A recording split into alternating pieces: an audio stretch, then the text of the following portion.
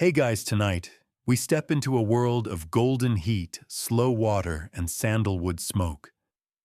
The year is something like 1290 BCE. Dates are more of a guideline here, and you're wrapped in linen toes curling on warm alabaster tiles as you shuffle toward the Pharaoh's private bathhouse.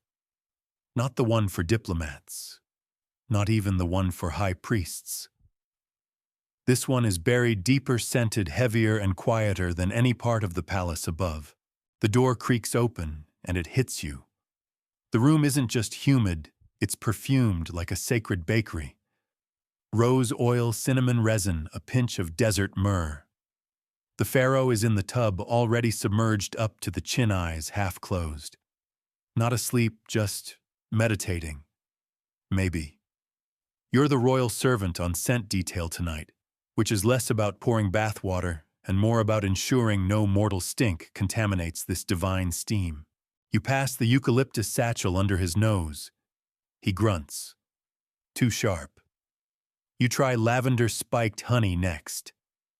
He hums in approval. That's the one. And this, you realize, is where the idea first sparks. Because tonight, for some reason, the Pharaoh won't stop talking about smells.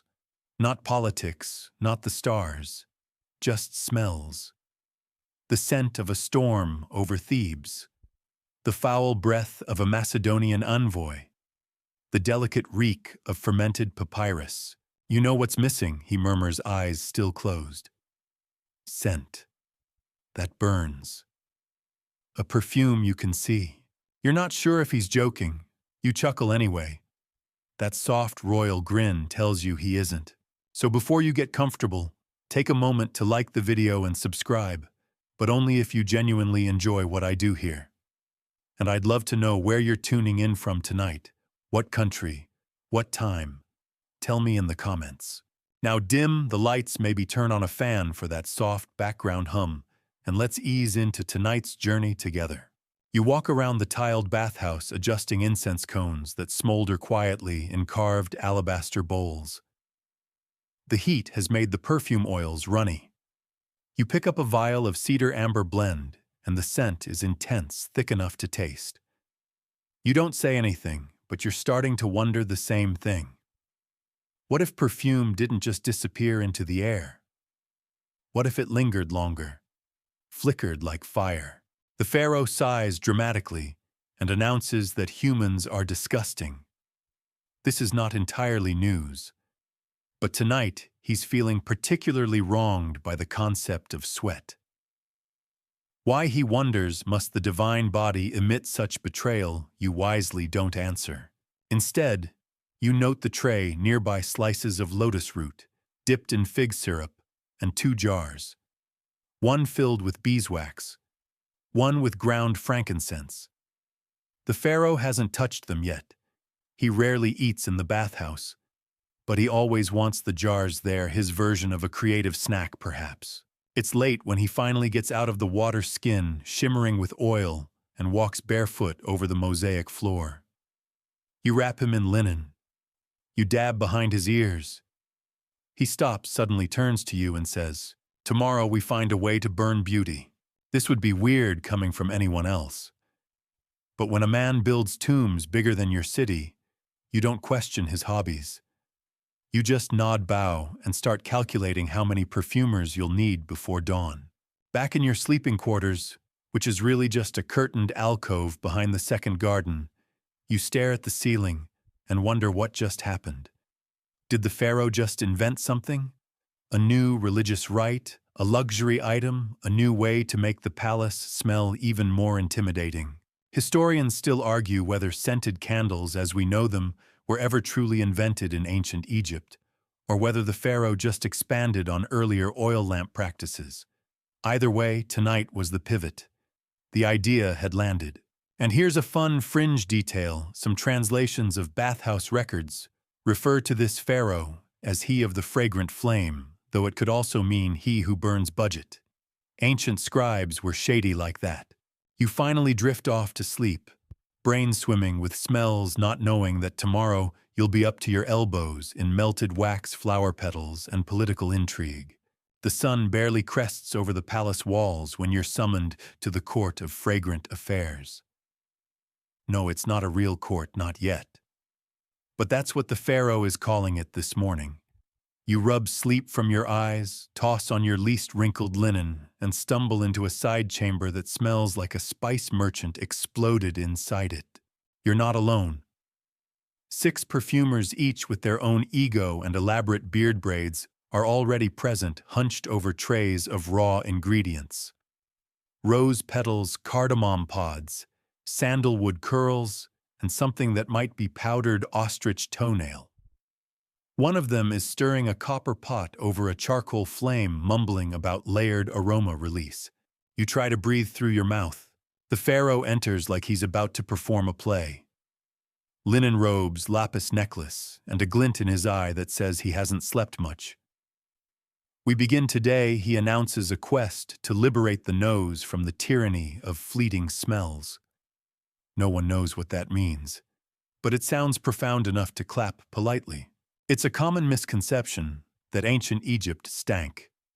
In fact, the elite were fragrance-obsessed. Given the heat, the sweat, and the burial customs that involved coating everything in resin and oils, people had no choice but to get creative. Archaeological finds include scent cones worn atop heads at banquets. Yes, literal cones of fat and perfume that melted down over time. Delicious. Today's agenda: scented permanence. The Pharaoh wants a fragrance that lingers long after the source is gone. Incense is too smoky. Oils are too slippery. But wax has potential. The beeswax arrives mid-morning in warm, gooey bricks. Sourced from the royal apiaries, it still carries the faint scent of honey and something faintly herbal, maybe thyme. One of the perfumers scoffs, it's too soft. Another claps excitedly, it's perfect. These are the sorts of disagreements you'll come to cherish. By midday, your hands are sticky. You've crushed dried lotus into powder, blended it with frankincense paste, and stirred it into the melted wax. You're calling it Formula 1 because it's the first batch, and also because the Pharaoh chuckled when you said it. You pour the mixture into a shallow alabaster bowl and insert a twisted flax wick. When the candle hardens, you set it aflame. The room fills with smoke, sweet, floral, and faintly barnyard. You all stare at each other. The Pharaoh steps forward, sniffing, arms crossed. "It smells like a priest's laundry," he says. You nod solemnly. "An unwashed priest," one perfumer mutters. "Failure." But the Pharaoh is delighted. "We are on the right path," he says. "That's the smell of progress." Fun fact: ancient Egyptians associated certain scents with gods. Myrrh was sacred to Ra. Blue lotus was associated with rebirth and partying because it may have had mild psychoactive properties. So crafting candles wasn't just about masking odor. It was about summoning divine presence. Or as the Pharaoh puts it, making the gods feel invited. That night, as you stumble back to your quarters, clothes stiff with wax and hair full of lavender crumbs, you pass a servant who wrinkles her nose. "You smell like a dessert gone wrong," she says. You smile. That's practically a compliment. Later, lying on your mat, you think back to the smells of your childhood: mud, ox sweat, the dusty sweetness of barley mash. You never imagined you'd end up here helping invent whatever this is. Candle therapy for the divine? Historians still debate whether ancient Egyptian wax was used primarily for candles or cosmetics. Some argue that lighting wax was wasteful compared to oil lamps. Others point to murals showing flickering flames in ceremonial chambers, suggesting specialized use. Either way, this Pharaoh is all in. And tomorrow, the perfumers are bringing something new: crushed pine resin mixed with sea salt. You'll sleep in your work tunic tonight, again. You wake up with flax fibers in your ear and sandalwood flakes clinging to your sleeves. The palace hums with a low, excited energy. Today you're visiting the Temple of the Perfume Priests. Officially, it's called the House of Sacred Smoke, but everyone just calls it the Nose Hall. It's older than the pharaoh himself, built during a time when people still thought the moon was a god's teardrop. The temple is low-slung and wide walls painted with faded murals of incense rising in long, curling tendrils. You step through its threshold and immediately feel smaller, not from fear, but from scent. The air is thick, not unpleasant, but demanding. Like walking into a room where everyone's wearing cologne from different centuries. You catch notes of pine sap, rose tar, sweet acacia, burning papyrus, and something that might be roasted fish, you hope not. Inside, the priests of scent move with choreographed grace. Bald, barefoot, robed in white linen, each one carries a tool of the trade-curved knives for shaving resin stone mortars, for grinding petals, and bundles of reeds for wafting aromas. They work silently, their gestures deliberate. You get the sense you're witnessing something both artistic and sacred, like if aromatherapy met martial arts. The head priest greets you with a nasal nod. His name, loosely translated, means "he who knows the smell of rain on stone," which is a bold claim considering Egypt rarely sees either. Still, he has the nose of someone who's smelled too much and survived to tell the tale. He leads you through the workshop, where rows of clay jars line the walls. Each contains a substance so pungent it could probably kill a small animal. There's labdanum harvested from goat beards, no less. There's nard, which smells like bitter earth soaked in regret. And bizarrely, there's cinnamon, imported at ruinous cost from the land of Punt, wrapped in crocodile skin and smeared with resin for preservation. You watch as one priest mixes blue lotus with ground date pits, creating a paste that smells vaguely like licorice and temple floors. He smears a bit on the inner rim of a bronze bowl and sets it near a brazier.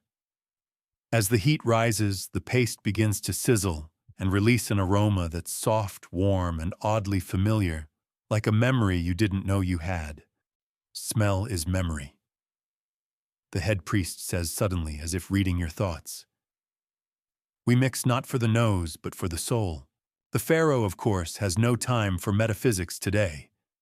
He bursts into the temple like a sandstorm, dragging 3 scribes, 2 guards, and 1 extremely nervous donkey handler who clearly took a wrong turn.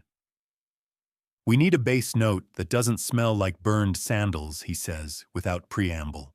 The priests nod solemnly and bring out something special. Kai-fi, a legendary compound made from more than a dozen ingredients, including raisins, honey wine, frankincense, and myrrh. It's as complex as it is sticky. You watch as they mash the ingredients into a dark paste, roll it into little balls, and press them into warm wax. The result, a scent so rich, so oddly comforting, that even the pharaoh closes his eyes and lets out a soft Mainstream fact: kaifi was indeed used in Egyptian temples, both as incense and, some scholars believe, as a kind of healing aroma, possibly even ingested in wine. Recipes varied wildly, which makes sense because so did ancient Egyptian wine tolerances. Fun fringe tidbit. Some scrolls suggest the priests used dreams to finalize their recipes. One priest reportedly claimed that the god Thoth visited him and insisted the cinnamon was too pushy. The pharaoh, of course, takes this extremely seriously. That afternoon, he demands a nap room be set up near the wax workshop so divine dreams can guide the next blend. You're tasked with hanging garlands of dried lavender to invite celestial whisperings. Historians still argue whether the temples were fully on board with the pharaoh's candle mission or simply humoring him to keep royal funding intact. The priests were known to play politics like lute strings, gently but with sharp notes if necessary. As you leave the temple, the air clings to your skin. You no longer smell like yourself, you smell like history's spice rack. And oddly, you don't mind. You walk back to the palace under the fading sun, carrying a small pot of kaifi wax and a ceremonial reed torch. Your job tomorrow: test how it burns. At dawn, you're already elbow-deep in imported elephant sweat. Or at least that's what the shipment label claims. The jar is labeled with 3 hieroglyphs: great beast, wet, and expensive. It smells surprisingly herbal, with a sour edge like overripe melon left on hot stone. You dab a little on your wrist. Immediate regret. You smell like an aristocratic zoo. Today's task is ambitious testing imports from distant lands for candle use. The Pharaoh, now fully convinced he's founding an olfactory dynasty, wants exotic complexity. He says this with a straight face while spooning powdered ibex horn into a wax pot. Let's rewind a moment. Ancient Egypt was a trade powerhouse. The Nile was a conveyor belt of cinnamon, ebony, ivory, and more importantly, fragrances. From the Levant came cedar. From Nubia, sweet myrrh. From far-off Punt, possibly modern-day Eritrea or Somalia, came incense resins, elephant fat, allegedly, and a rare flower that wilts within hours but smells like divine nectar when burned. All of it's here now, in a palace storeroom that's more perfumery than pantry. You oversee 2 perfumers attempting to combine crushed juniper berries with melted beeswax. It smells nice, like a tree had a nervous breakdown in a warm kitchen. The Pharaoh sticks his head into the room, sniffs, and mutters, "Smells like soldier feet." Not a compliment. On another table, an assistant is trying something from the Aegean orris root. Powdered, it smells like old books and violets, if old books were written by flower-loving librarians. You light a test candle with orris root. The flame flickers high.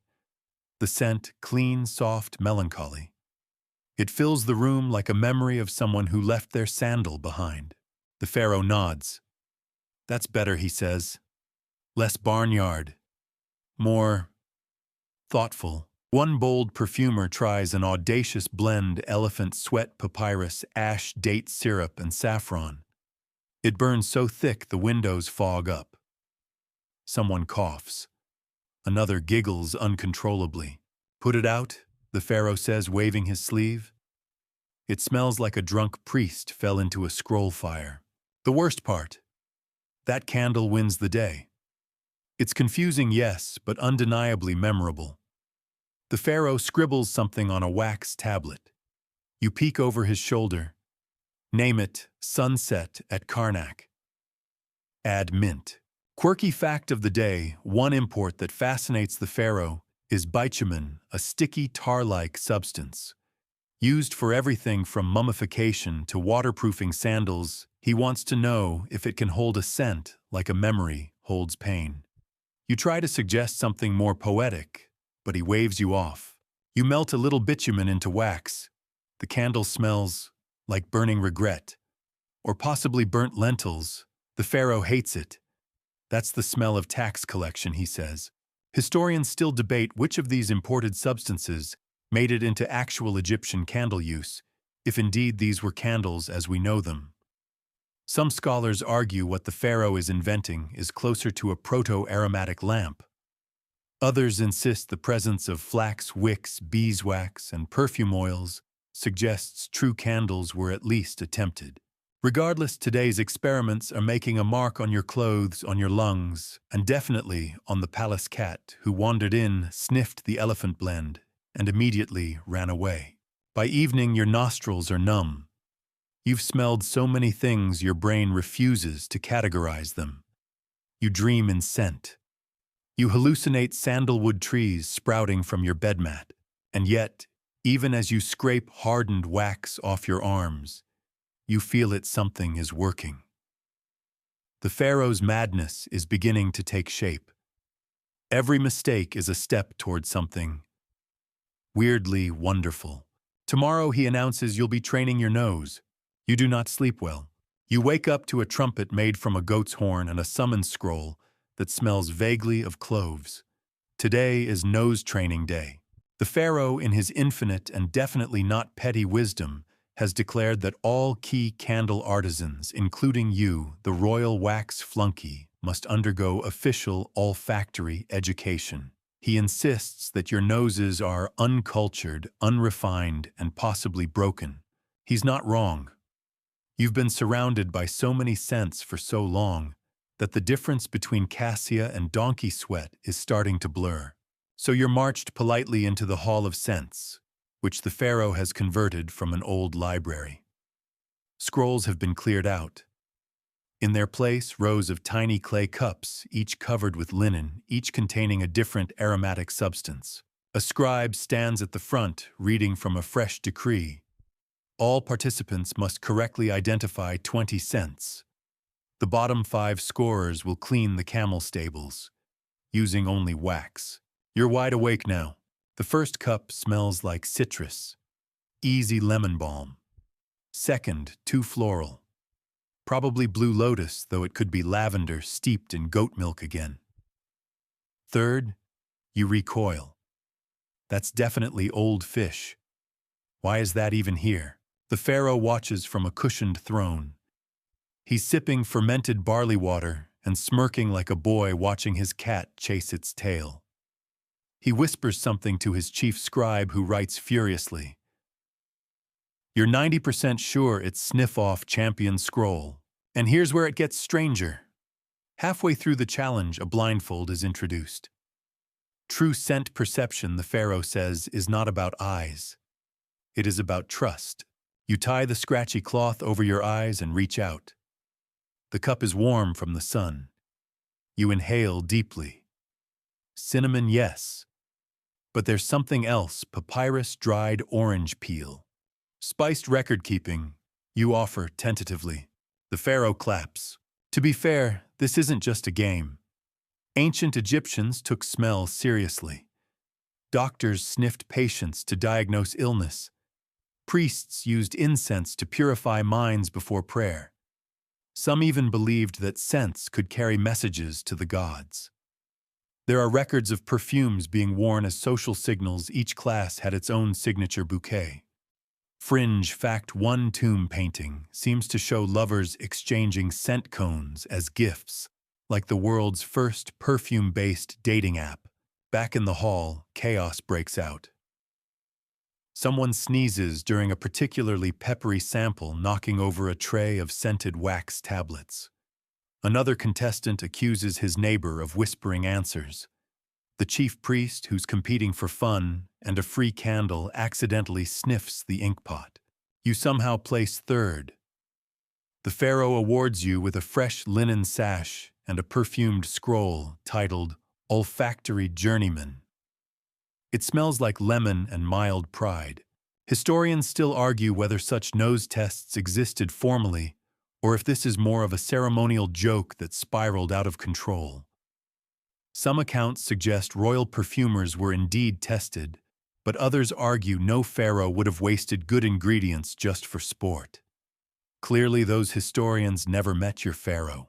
Later that afternoon, the Pharaoh launches a new initiative, the Smell Games.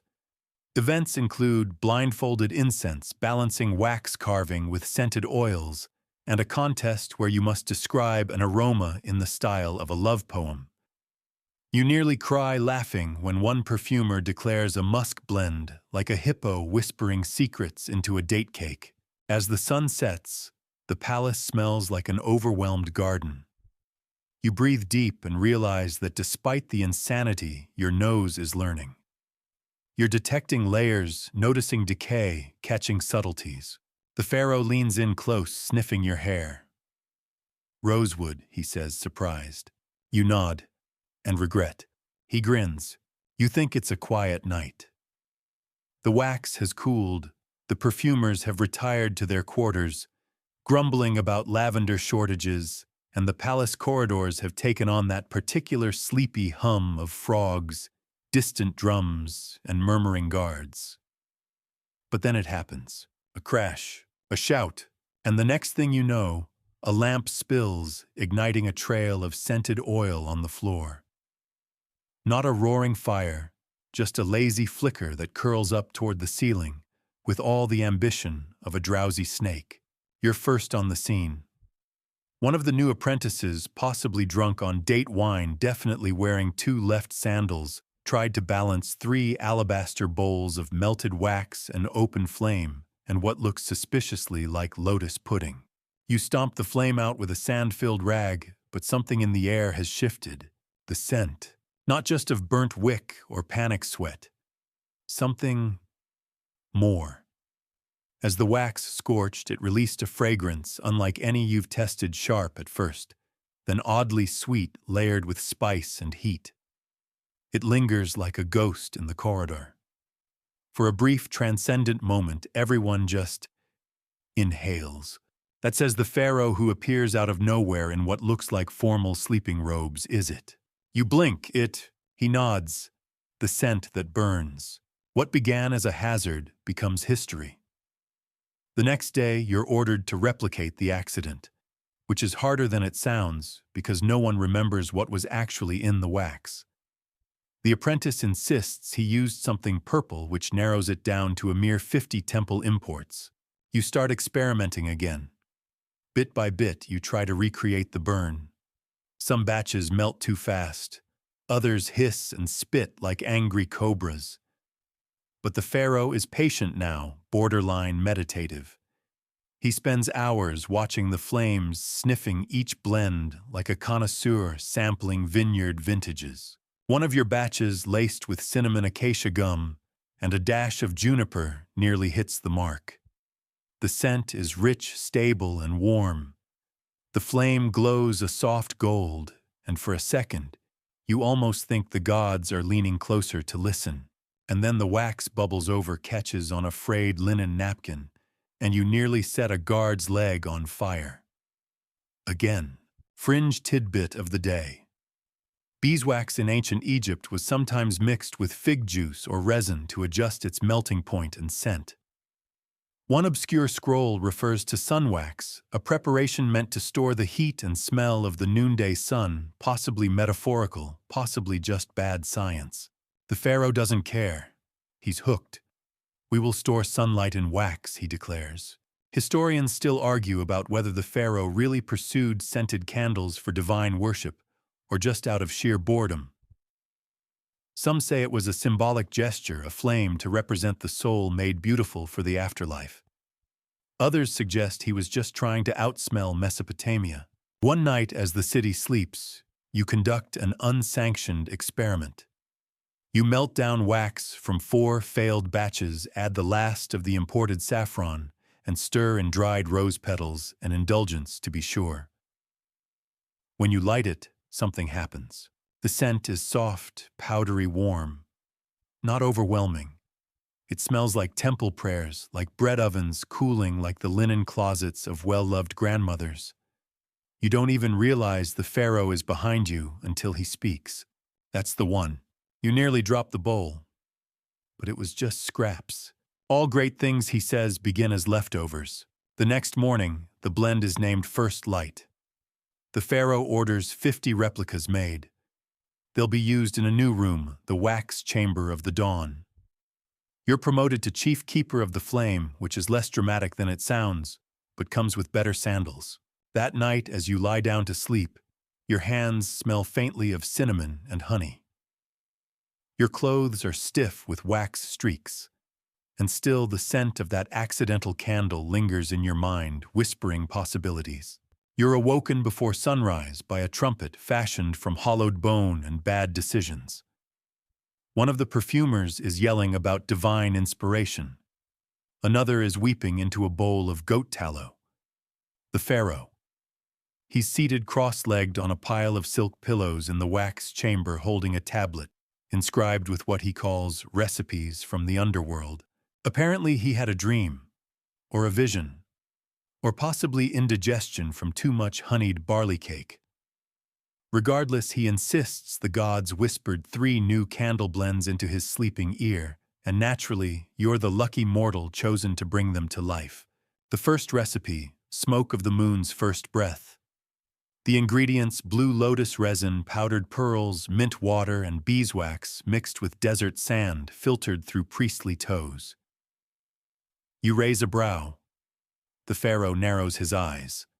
Filtered metaphorically, he clarifies. You grind, you melt, you pour.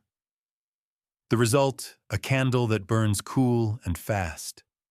The scent, gentle at first, like clean linen on a breeze, but with an aftersmell not unlike roasted parsnip. The Pharaoh sniffs. It's fine, he says. But the moon should smell more reflective. The second recipe is worse. Sigh of the crocodile goddess. The base is fine beeswax, frankincense, a little date syrup, but then he throws in fish scales, ground shell, and what he believes to be powdered emerald. It's definitely not emerald. The candle lights with a crackle, then hisses like an angry scribe. The scent complex, swampy. One perfumer describes it as sacred reptile in a sauna. The Pharaoh loves it.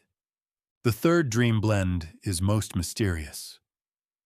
No ingredients, just a shape drawn with sleepy fingers in wax, a spiral curling inward, like the shell of a sacred snail. We must follow the spiral, he says solemnly. You and the perfumers spend hours decoding this cryptic symbol. Is it the stirring method? The melting temperature? A sacred pattern of scent release. Eventually, you try a spiral-poured candle, using alternating layers of pine resin, cinnamon, acacia, and lotus ash. The wick curves slightly in the bowl, and when it burns, the scents reveal themselves slowly in waves, first pine, then cinnamon, then a dry floral finish. The Pharaoh stares at it for nearly an hour, says nothing. Then finally, this one is not for us. This one is for the dead. That's when it hits you. He's not just making candles for his palace. He's making candles for his tomb. Mainstream fact. Egyptians believed strongly in the power of scent to guide the soul in the afterlife. Tombs were often filled with aromatic resins, oils, and bundles of dried herbs. Some mummies were buried with what scholars believe were aromatic paste cones, possibly for ritual use beyond death. Fringe detail. One funerary text mentions guiding the soul by lighted scent. Most interpret this metaphorically, but your Pharaoh clearly takes it literally. Historians still argue whether this tomb candle concept was unique or part of a broader experimental period in burial practice. You suspect they'd argue less if they had to clean up spilled saffron wax with a reed sponge at midnight. As the sun climbs, the palace quiets again. The 3 dream candles sit cooling on alabaster plates, each labeled with symbols, breath fang, spiral. The Pharaoh retreats to his quarters, muttering about rebirth and perfume. You sit alone in the workshop, surrounded by bowls of wax and petals and failure and maybe genius. You pick up the spiral candle and inhale its last fading note. It smells like memory, and maybe, just maybe, like the very first dream. Morning arrives with a bang, literally, as someone knocks over a stack of ceramic mixing jars, chasing a startled ibis. You're too tired to investigate. Today's focus: crocodile dung sunscreen, or as the Pharaoh now calls it, solar balm base. Yes, it's exactly what it sounds like. You're not unfamiliar with crocodile dung. It's been used before, often as a fertility charm, occasionally as medicine, and most bizarrely as an ingredient in ancient sunscreen paste. The logic, if you can call it that, is this: the sun fears the crocodile. So if you wear a crocodile-based paste, Ra himself might spare your skin. It smells like someone set fire to a swamp. Naturally, the Pharaoh has a new idea. If it protects the body, he muses over breakfast, might it not protect the flame? He's referring to a recent problem: some of the candles burn too fast. Others collapse in on themselves like soggy pastries. His solution: dung. You can't argue with logic that ancient and ridiculous, so you try it. You mix beeswax with crocodile dung, dried, powdered, and mercifully sun-bleached, and add a bit of rose water to keep from passing out. You stir in pomegranate oil for viscosity, and just for good measure, toss in a few grains of myrrh. The candle looks normal. pale beige with a faint green tint. You light it. The flame sputters, then stabilizes, then flickers bright warm and somehow unnervingly steady. You and the perfumers lean in cautiously. The scent is bizarre, earthy, smoky, slightly sour. But under it all, a surprising calm. The myrrh softens the edges, the rose lifts the bitterness. It's like being hugged by a swamp priest who wears good perfume. The Pharaoh is delighted. He calls it the flame that cannot die, which is optimistic considering half the palace now refuses to enter the wax chamber without a cloth over their face. Fringe detail. There's a papyrus scroll in the medical quarter that mentions using crocodile dung in incense not for humans, but to drive away evil birds. No one is sure what those are. Possibly geese. Historians remain baffled by this. Some dismiss the dung use as a misinterpretation or even a bad translation. Others argue it was a deliberate symbol binding the sacred beast to flame as protection. You, on the other hand, know the truth. The Pharaoh is obsessed with burning weird things. That afternoon, he insists the dung candle be placed in the main temple. The priests are not thrilled. They try to veto it with a long lecture on sacred aromas and olfactory decorum. The Pharaoh listens, patiently nods, and then suggests they meditate in the scent chamber for spiritual attunement. 3 hours later, one of the priests emerges, eyes red, voice hoarse, and mutters, "I saw the face of Sobek. Success possibly." That evening, you return to the workshop and sit beside the last burning dung candle. You didn't think you'd get used to the smell, but here you are. It's not pleasant exactly, but it's something. Something strange. Something lasting. And maybe that's what all this has been about. Creating not just scent, but memory. Identity. A kind of olfactory legacy.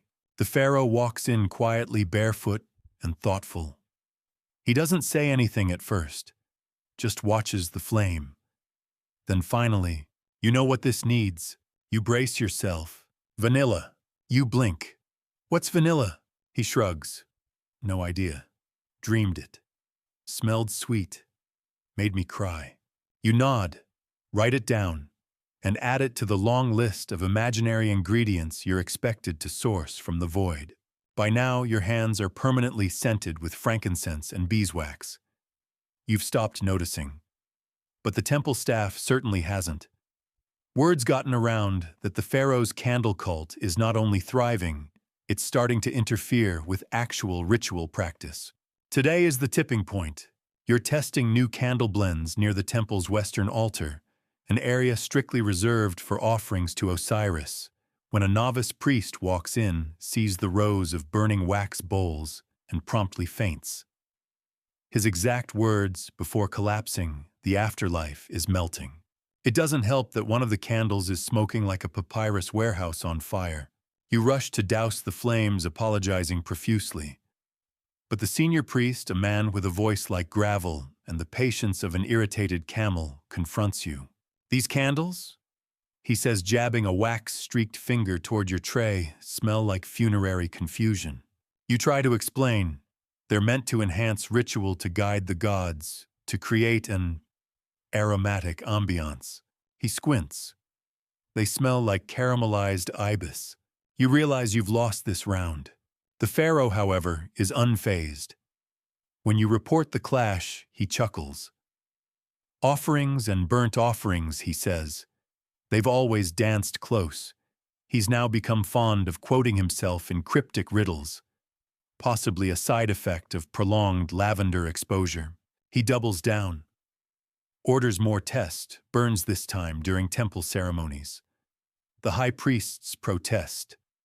So the Pharaoh proposes a compromise: only light the scented candles during non-essential rituals, like the ones honoring minor deities. You know, the frog gods, the hippo goddess of fertility, that sort of thing. One candle blended with tamarind and resin is lit during a dusk ceremony honoring a lesser-known deity associated with no-joke cool breezes and boat maintenance. The resulting aroma, refreshing, salty, slightly citrus. One priest admits it smells like the first time you scrub a fish basket clean. The Pharaoh beams. Progress. Mainstream historical fact. Temples in Egypt did use incense and aromatic oils during rituals. Some compounds were considered sacred formulas, their exact recipes guarded for generations. The idea that scent could influence divine presence was deeply embedded in Egyptian spirituality. Fringe tidbit. A temple ledger discovered near Aswan lists over 40 unique incense blends used for different celestial alignments. One was apparently reserved only for eclipses. Another was labeled, "Do not burn near cats." Historians still debate whether pharaohs ever interfered this directly with temple scent protocols. Some scholars argue ritual aromas were strictly regulated. Others believe powerful pharaohs, especially those with egos large enough to name candles after themselves, had free rein to experiment. You know where your pharaoh stands. A week later, the temple reluctantly installs a candle-testing alcove in one of its side wings, far from the main altar, but close enough for scent to drift in accidentally. It's a quiet victory. You burn a jasmine honey blend in celebration. It smells like the palace gardens after rain. One priest walks by, sniffs, and nods silently. The next day, he requests one for his quarters. That evening, you light a single candle in the palace courtyard, a blend of olive wax, mint ash, and dried fig skin. The flame dances. The air softens. And for a moment, you forget the arguments, the singed linens, the dung experiments. The pharaoh joins you, hands behind his back. He says nothing for a while. Then maybe this is what offerings are now. Not gold, not grain, just scent. That stays. And really, who are you to argue? You've heard of a census before. You've even helped conduct one, the kind where you walk into a village with a wax tablet and ask how many goats live under the roof. But this is different. This is the Great Nose Census. The pharaoh announces it over breakfast. We must know, he says, mouth full of date bread, what Egypt smells like. At first you think he means metaphorically. You laugh. He does not. A decree is issued that very afternoon across Upper and Lower Egypt. Scribes, servants, and perfumers are to travel and record the dominant scent of every temple village and market. The nasal soul of the nation, he calls it. You're assigned to a central region near the river. It's lush, noisy, and home to a population of fishermen with very strong opinions about sandal care. You walk through reed-lined paths with a stylus in one hand and a wax nose-shaped tablet in the other. Each village is asked 3 questions. What does your town smell like at dawn? What scent reminds you of the gods? What odor do you fear? You get the following answers in no particular order. Wet flax, camel teeth, burnt porridge, jasmine after a thunderstorm, the inside of a tax scroll case, and whatever that priest wears, tell him to stop. One old woman hands you a bundle of dried herbs. This is what my mother used to hang above the door, she says, to keep out bad dreams and men who borrow fish but never return it. You take it. It smells like peppermint and dusty onions. Somehow comforting. Back at the palace, data flows in. The pharaoh reads every scroll, personally squinting and sniffing the parchment like he expects it to exhale. He draws elaborate maps connecting regions by aroma, cinnamon roots, sandalwood zones, myrrh-sour districts. He even creates a new job title, Royal Cartographer of Scents. You're it. Mainstream historical fact. The Egyptians had deep geographic knowledge of aromatics. Trade networks for incense and oils were well established, and priests tracked harvest seasons to optimize ritual scents. Fringe detail. A scroll found in a minor temple near Memphis contains what appears to be a scent horoscope linking smells to personality traits. If your house smells of mustard seed and wet reed, beware of marriage this month. Unclear if satire or sincere. Historians still argue whether the Egyptians ever tried to map smells systematically. Some believe references to sacred air currents were metaphorical. Others argue the pharaohs were proto-perfumers, blending geography and theology with every sniff. Your pharaoh is definitely the latter. As the census concludes, the palace hosts a festival, the Feast of Fragrant Fields. Delegates from across the kingdom arrive bearing bowls of their region's defining aromas. Some offer flower garlands. Others bring salted fish. One town presents a wax tablet that simply says "We tried." You mix the samples into ceremonial candles. Each burns differently, some slow, some furious, some curling smoke like a cobra dancing sideways. The pharaoh walks among them, eyes closed, breathing deeply. This, he declares, is the real Egypt, not seen, not heard, but smelled. And you're starting to believe him. That night, as you lie under a linen sheet soaked in lavender water, you try to remember all the scents you've logged this month. You can't. But some still linger. The mint of desert mornings, the almond tang of temple ink, the soft, waxy sweetness of lotus blooming by moonlight. You don't dream of gold or power anymore. You dream of smells. You knew it was coming. The pharaoh has been eyeing the candle stash like a child plotting to share his toys, but with diplomatic undertones. Today, the announcement is made official. Scented diplomacy begins. He calls it olfactory overture. You call it mailing candles to people who might want to kill us.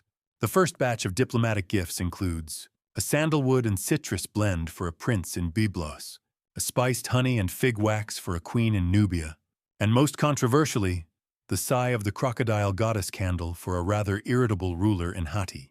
You beg him not to send that one. He does it anyway. Each candle is nestled in alabaster, sealed with embossed wax symbols representing the scent's emotional theme, a term the pharaoh invents mid-snack. Accompanying scrolls describe the purpose to soften the air between us. Mainstream fact gift exchange was a key element of diplomacy in the ancient world. Pharaohs often sent luxury goods to foreign rulers, gold, linen, wine, sometimes even royal daughters. Fringe tidbit. A minor inscription from the Amarna letters suggests one pharaoh once sent a container of air that smelled of peace. Most scholars think this was metaphorical. You're no longer sure. The first response comes back quickly. From Nubia, glowing praise. The candle was like warm sunlight on one's mother's voice. The queen wants more. From Byblos, confusion.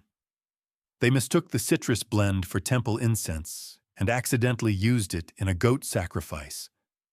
No one was harmed. The goat was flattered. And from Hatti, a scroll arrives bound in triple-tied twine. You open it slowly. It reads, "Your flame made my guards sneeze for 3 weeks. I admire your boldness. Send more." The pharaoh reads it aloud and nods sagely. "We have achieved resonance," he says. Scented diplomacy becomes a fixture. Ambassadors are now expected to carry signature candles alongside scrolls and trade samples.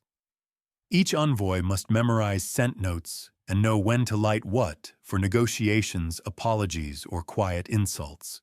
You train them personally. If your host is angry, you explain burn something calming, lotus, maybe a little fig. If they're nervous, go spiced wood. If they smell of onions, for the love of raw, wait. Historians still debate how widespread this became. Some argue the wax trade bloomed briefly with experimental aromatic stations set up in border cities.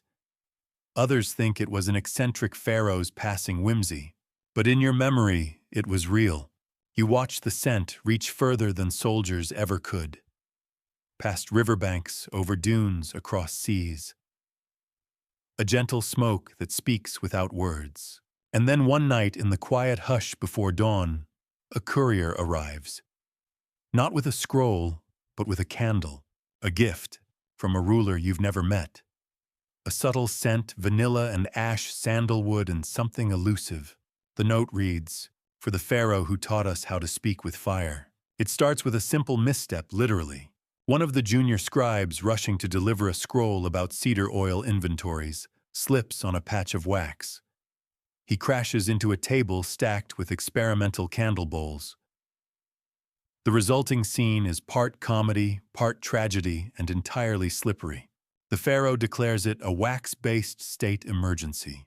Welcome to the era of wax melts and meltdowns. You're summoned to the Hall of Calm Flame, a chamber you helped design, filled with gently flickering candles and aromatherapy scrolls. It is now anything but calm. The floor is streaked with hardened wax. 2 guards are scraping at it with bronze chisels. A priestess stands in a corner with wax in her hair, muttering about losing her sandal to the floral abyss. Turns out the candles are too good. They burn long, melt wide, and leave trails of scented slick behind them. In warm rooms, wax pools at the base of altars. In cooler temples, it hardens into delicate sculptures that accidentally resemble various deities, which causes both awe and lawsuits. You initiate a 3-step crisis protocol. Raise all candle bowls onto stands of cooled clay. Limit burning hours to less than it takes to cook lentils. Assign 1 assistant per flame with a small cloth and a serious expression. The Pharaoh responds by commissioning sandals with wax-resistant soles. He wears them proudly. They squeak. Meanwhile, internal politics heat up just like the wax. Certain priests begin hoarding specific blends. The Temple of Bastet claims exclusive rights to jasmine cinnamon fusion. A librarian declares the ink and parchment blend is sacred to scribes alone. You try to mediate. Instead, the Pharaoh holds a wax symposium. Delegates from every candle-using faction gather. There are speeches. There are tears. At one point, someone threatens to duel over sandalwood. You propose a compromise, a rotating scent calendar. Each group gets their preferred blend on assigned days. A scribe quickly sketches a grid on papyrus. It looks like a schedule for a very moody bakery. Fringe historical fact. Some temples used specific aromas to mark time: frankincense at dawn, myrrh at dusk. Certain months had their own signature incenses. It's possible your scent calendar is a chaotic echo of this practice. Historians still argue whether ancient Egypt ever faced an actual wax crisis. One scroll from the reign of a lesser-known pharaoh references the War of Melted Gold, but most believe it was a poetic metaphor for economic inflation, or perhaps palace drama. You know better. One night after cleaning yet another wax spill in the dining chamber, you sit alone with a single unlit candle. You don't even burn it. You just hold it. Smell it. Think. The blend is old lotus fig, a touch of almond. One of the earliest. It reminds you of the Pharaoh's first words, "Let us burn, beauty." And here you are, burning indeed, in every sense. Later that week, you institute quiet burn evenings, fewer candles, slower melts, 1 scent per chamber. It works.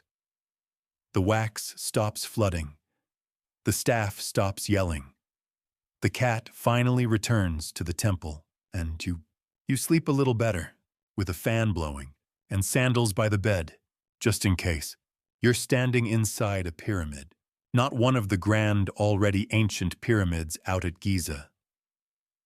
This is a newer tomb commissioned by the pharaoh himself. Smaller but still magnificent, carved deep into the limestone hills beyond the city. The walls are freshly painted in deep reds and ochres. The hieroglyphs are crisp, the air heavy with ambition and beeswax. Welcome to the Pyramid Candle Chamber. It began as a joke, some offhand remark the pharaoh made, while reclining at dinner, gesturing with a wax-covered finger and saying, "Imagine a tomb that smells like morning bread." You laughed. So did everyone else. But then the plans appeared. He's not content with gold and grain. He wants scent. He wants flickering, flame-sweetened air for eternity. He wants the afterlife to smell like him. You oversee the project. It's absurd. It's beautiful. Candles are placed in recessed niches along the walls, designed to burn slowly in oxygen-controlled conditions. The wax blend is complex sandalwood, cinnamon, fig, olive, and something secret the Pharaoh won't even tell you. The wicks are fine twisted linen soaked in myrrh. And just when you think it can't get weirder, he introduces cats. Cats like the warmth, he says. They'll guard the flame. So now there are cats, inside the pyramid, with candles. They roam freely, stretch beside burning bowls, watch workers with bored judgment. One sits on a sarcophagus lid and refuses to move for 3 hours. The priests are divided. Some think it's sacred. Others mutter about feline blasphemy. You light the first test batch. The chamber glows. The air thickens. The scent rises like a gentle tide, warm, sweet, a little bitter at the edges. You're not religious, but even you feel something ancient stir.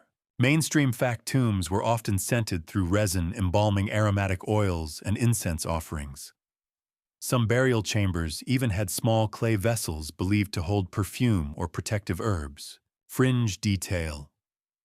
A few obscure papyri mention eternal fire in the house of silence, which may refer to symbolic flame-keeping candles. Or possibly it was just poetic metaphor. But your pharaoh takes it literally. The final design includes a wax vault built into the side of the burial chamber. Inside, 100 sealed candles, each labeled by scent and emotional intention. Courage, gratitude, good teeth. You didn't ask for explanations. You just poured the wax. On the last day of installation, the pharaoh visits. He walks the chamber barefoot, nodding in approval. Then stops at one unlit candle and says, "That one is for when I remember who I was." You light it. The scent is strange, familiar, and unknown, like home through a dream. He doesn't say another word, just smiles and walks out into the sunlight. Later, as you lock the door, you wonder, will anyone ever light these again?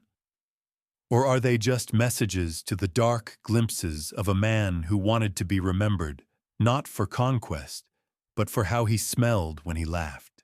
That night you dream of candlelight and cats flickering beside ancient bones, and you are oddly comforted. The wax has long cooled. Decades pass, then centuries, then more. You're not here anymore, not really, not in flesh. But your story, your fingerprints in wax, your candle recipes etched into soft limestone, those survive. Barely. Legacy in the dust. A team of archaeologists, sunburned and skeptical, arrive with trowels and notebooks. They're looking for pottery fragments, maybe bits of linen, maybe inscriptions that mention battles or gods. What they don't expect is wax.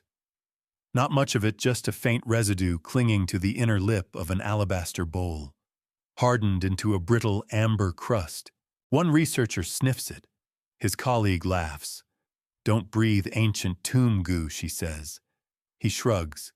"Smells like burnt flowers and old ink, and that's just the beginning." More wax traces appear. Not everywhere, just in this one chamber. Beneath soot marks on the walls, around old niches.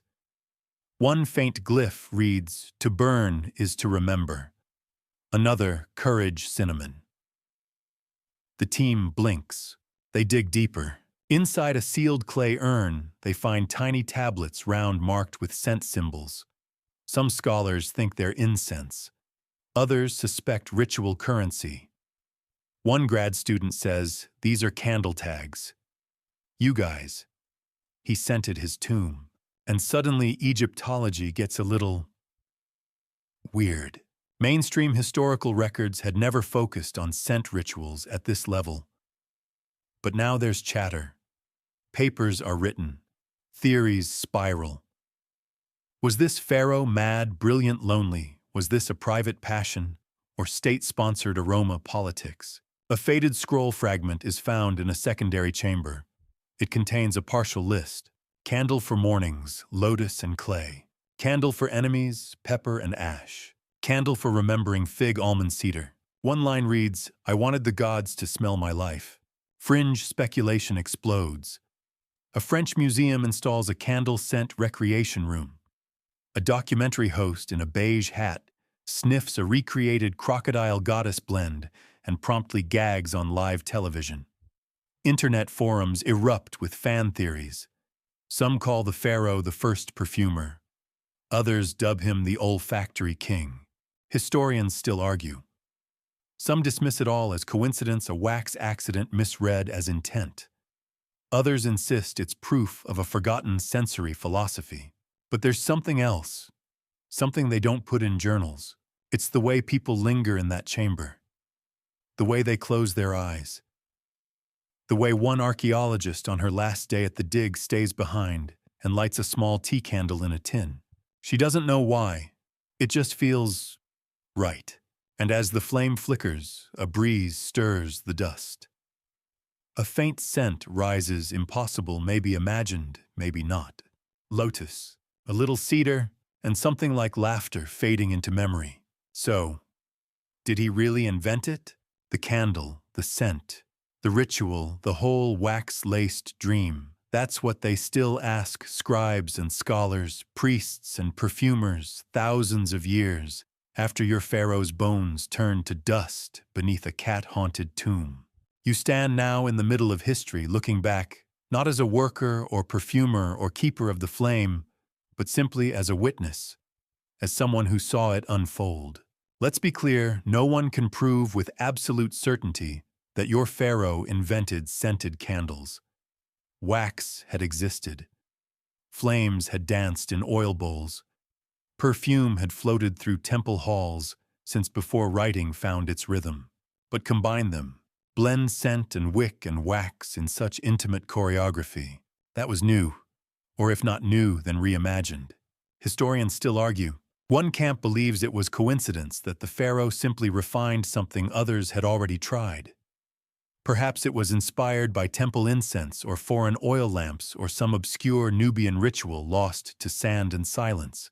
Others insist his scented candles were a one-time art project, gone wonderfully, chaotically too far. A blend of ego, curiosity, and boredom. But then there's another theory, the intent theory. It doesn't care whether the candle already existed. It asks, who lit it for beauty? Who lit it to remember? Because before him, flames had purpose, light, heat offering. After him, they had emotion. A candle for joy. A candle for grief. A candle to honor a breeze that only existed in dreams. That's a different kind of fire. Even now, archivists stumble over copies of your old scent ledgers. Most are barely legible. Some list ingredients that no longer grow. But a few still make it into wax. Quietly. Privately. In shops and shrines and homes with no gods but many memories. And in every candle that burns just a little too sweet or melts a little too slowly, there's the faintest echo of his madness. The spiral wick, the cats, the crock-dung candle that smelled like baked swamp. Your pharaoh, was he eccentric? Absolutely.